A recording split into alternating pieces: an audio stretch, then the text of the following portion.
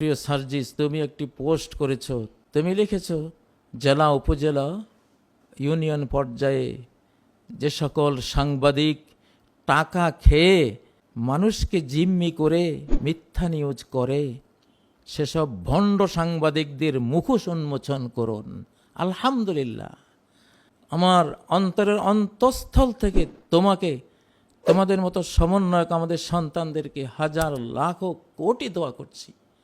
আমার আল্লাহ আরশের উপর থেকে এই মনের বেদনা জেনে সার্জিসের হাত দিয়ে এই পোস্ট লিখিয়ে দিয়েছেন উনি। আমি মনে করি তাই। প্রিয় সার্জিস, তোমরা আমাদের কলিজার টুকরো, আমাদের সন্তান। তোমাকে খুব দোয়া করেছি আমি সংবাদটি পেয়ে। খুব মর্মাহত হয়েছি আজকে দিগন্তের এই মিথ্যাচারের এই অবস্থা দেখে। আমি ৬,০০০ মক্তব তৈরি করে এই দেশের শিশু কিশোরদেরকে আমি কোরআন শিখিয়েছি, হাদিস শিখিয়েছি, বাংলা, ইংরেজি, অঙ্ক শিখিয়েছি। সেই অজপড়া গায়ে রাতের পর রাত, দিনের পর দিন কষ্ট করে করে করে ৭ মিলিয়ন শিশুকে শিক্ষা দিয়েছি। আমার ৬,০০০ মক্তব শাখায় একটাতে গিয়েও কি প্রমাণ আনতে পারবে যে কাজী সাহেব একটা টাকা নিয়েছে? যুগান্তর, এত অবান্তর সংবাদ এই স্বাধীন বাংলাদেশে তোমাদের চলবে না, চলবে না বলছি, চলবে না তোমাদের অবান্তর মিথ্যাচার। এখনো ফ্যাসিবাদের দালাল তোমরা, আধিপত্যবাদের দালাল। প্রিয় সার্জিস, তুমি একটি পোস্ট করেছো। আমার অন্তরের অন্তঃস্থল থেকে তোমাকে, তোমাদের মতো সমন্বয়ক আমাদের সন্তানদেরকে হাজার লাখ কোটি দোয়া করছি। তুমি লিখেছো, জেলা উপজেলা ইউনিয়ন পর্যায়ে যে সকল সাংবাদিক টাকা খেয়ে মানুষকে জিম্মি করে মিথ্যা নিউজ করে, সেসব ভণ্ড সাংবাদিকদের মুখোশ উন্মোচন করুন। আলহামদুলিল্লাহ, আমার আল্লাহ আরশের উপর থেকে এই মনের বেদনা জেনে সার্জিসের হাত দিয়ে এই পোস্ট লিখিয়ে দিয়েছেন উনি। আমি মনে করি তাই। আমার নিজের গড়া 10টি মাদ্রাসা আছে।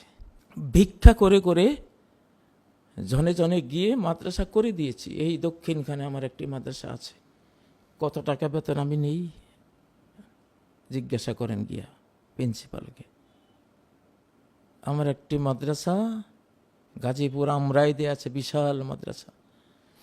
আমার এই দুর্দিনে আমি যখন এই তোদের মতো যুগান্তর, তোদের মতো অবান্তর মিথ্যাবাদীদের মিথ্যাচারের শিকার হয়ে এই স্বাধীন চেতা কাজী ইব্রাহিম, স্বাধীন চেতা মাহমুদুর রহমান, স্বাধীন চেতা পিনাকিরা, স্বাধীন চেতা ইলিয়াসরা তারা দেশান্তরিত হয়েছে।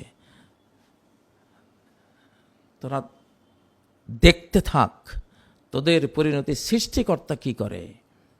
দিন রক্ষার জন্য দুয়ারে দুয়ারে ভিক্ষা করে এসব মাদ্রাসা করে দিয়েছি। 1 টাকা নিয়ে নেই কি না? সে গাজীপুর মাদ্রাসায় গিয়ে দেখ। রংপুর বেগম রোকেয়া মাদ্রাসা করেছি, দেখ গিয়ে হিসাব নিয়ে আয় 1 টাকা নেই কি না। ওই আবু সাইদের বাড়ির পাশেই, কাছেই 8-10 কিলোর ভিতরেই বেগম রোকেয়া গার্লস মাদ্রাসা। লালমনিরহাটে খালেদ বিন ওয়ালিদ মাদ্রাসা, ফাতেমাতুজ জাহরা মহিলা মাদ্রাসা, বিশাল মাদ্রাসা, 1200 স্টুডেন্ট পড়ে, বিশাল বিশাল বিল্ডিং। আমার সেই মাদ্রাসা তিস্তা ব্রিজ থেকে নামলেই বিশাল মাদ্রাসা। 1 টাকা নেই কিনা মাসে গিয়ে জিজ্ঞাসা করে দেখ। গাইবান্ধা আমার একটা মাদ্রাসা আছে, বিশাল মাদ্রাসা, জ্ঞানের ভুবন। ওখানে গিয়ে দেখ, রিপোর্ট নিয়ে আয় যে কাজী সাহেব কি নেয়। টাঙ্গাইল একটা মাদ্রাসা আছে, ওখানে গিয়ে দেখ, রিপোর্ট নিয়ে আয়। মানিকগঞ্জের মেয়র রমজান আলী সাহেবের ওখানে আমার 5টা প্রতিষ্ঠান আছে। গ্রানাডা স্কুল, আমি তখন সিজেডেমের চেয়ারম্যান ছিলাম, ওই সময় এটা করা আমরাই নিয়েছি। আমি নিয়ে গিয়েছিলাম সিজেডেমকে ওখানে। রমজান আলী সাহেবের রওয়ান বিন রমজান কমপ্লেক্সের আমি মহাপরিচালক। এক পয়সা নিয়েছি কিনা কখনো? রমজান আলী সাহেব তো বেঁচে আছেন, ওনার ভাই দেলাওয়ার সাহেব, জিজ্ঞাসা করে আয়। পাশেই বিশাল প্রতিষ্ঠান মেয়েদের জন্য করে দিয়েছি, জিজ্ঞাসা করি আয় কয় পয়সা নিয়েছে কাজী সাহেব। এইভাবে কতই তো প্রতিষ্ঠান আছে। পিস স্কুলের 1000টা শাখা দেব সারা বাংলাদেশে, আমাদেরকে এক পয়সাও দিতে হবে না। শুধু আমরা কোয়ালিটির জন্য বলেছি তোমরা আমাদের থেকে অনুমতি নাও, আমাদেরকে সাথে রাখো। সকলে মিলে স্কুল করে 1 টাকা তুমি নিলে 1 টাকা আমাকে দেবা। যদি আমি চলতে না পারি, আমার যদি চলার গতি না হয়, তাহলে সেটা হাত বাড়াবো, না হলে না। ঢাকায় 10টা শাখা করেছি, আমরা করব। আমরা কার কাছে টাকা নেব?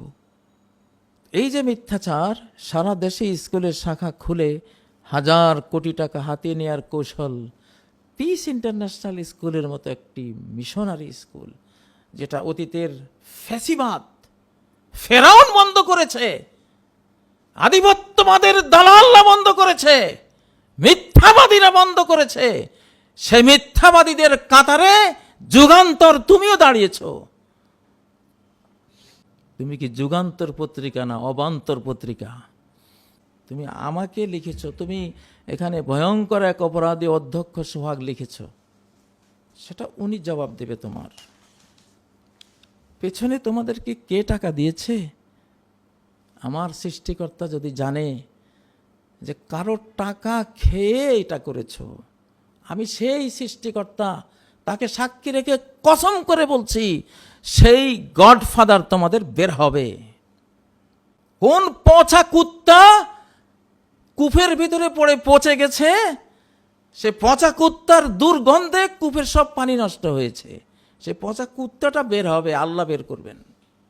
জার্নালিজমের আমি মাননীয় ডক্টর ইউনূস সাহেব, বাংলাদেশের প্রধান উপদেষ্টা, এবং আমার অত্যন্ত স্নেহধন্য নাহিদ, প্রিয় নাহিদ, তোমাদেরকে বলছি, তোমরা সবাই স্নেহধন্য। নাহিদ মনে হয় এইসব দায়িত্বে তুমি আছো। এই যে জার্নালিজমের একটা ন্যূনতম ভদ্রতা তো আছে। আমার সাথে কোনো যোগাযোগ নেই, আমার নামে কথা লিখে দিল পয়সা খেয়ে। এসব ভণ্ড মিথ্যাবাদী সাংবাদিকদের বিচারের আল্লাহ তাআলা ব্যবস্থা করবেন ইনশাআল্লাহ এই দেশে। ওই যে বাশার আল আসাদ পালিয়েছে সিরিয়া থেকে, এর আগে আরেকজন পালিয়েছে শ্রীলঙ্কা থেকে, জানো না? পালিয়েছে বাংলাদেশ থেকে, পালিয়েছে কত আফগানিস্তান থেকে, পালানো তো চলছে। ফেরাউনত তো আল্লাহর পৃথিবীতে এখন আর চলবে না।